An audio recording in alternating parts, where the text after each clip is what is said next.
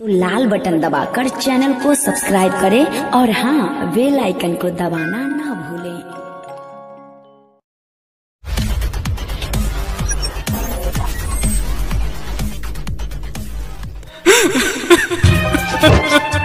सरगम digital recording studio Daulatnagar.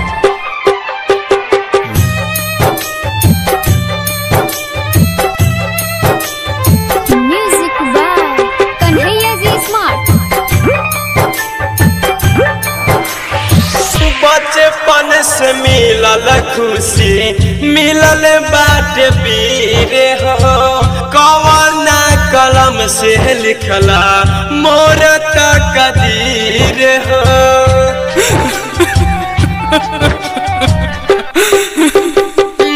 बचपन से मिलल खुशी मिलल बाट पीरे हो, कवना कलम से लिखला मोर तकदीर हो। जेकरा जाने से चाहनी उतार छोड़ गईला, जेकरा जाने से चाहनी उतार छोड़ गईला।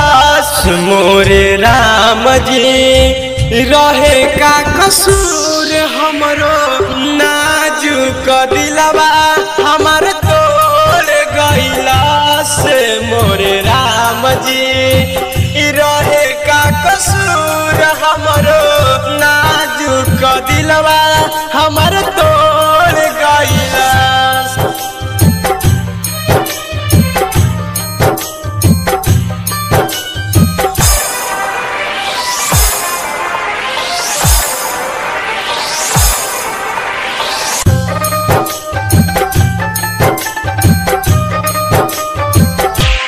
काहे प्यार बनवाला तोह से कहीं जुदा होके सनम से गम ना सही।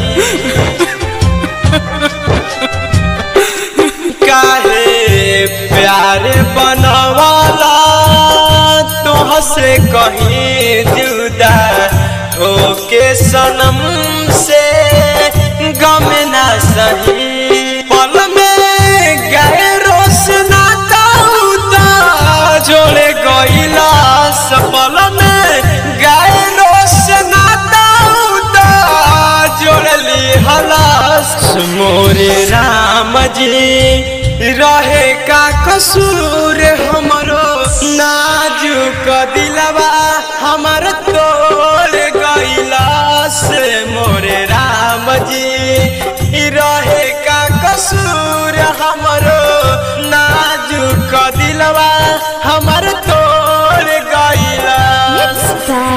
Music by Kanhaiya ji smart. काहे प्यारे में लोग चोट खाला हो, करके साचा मोहब्बत दर्द पाला हो। काहे प्यारे में लोग चोट खाला हो, करके साचा मोहब्बत दर्द पाला हो।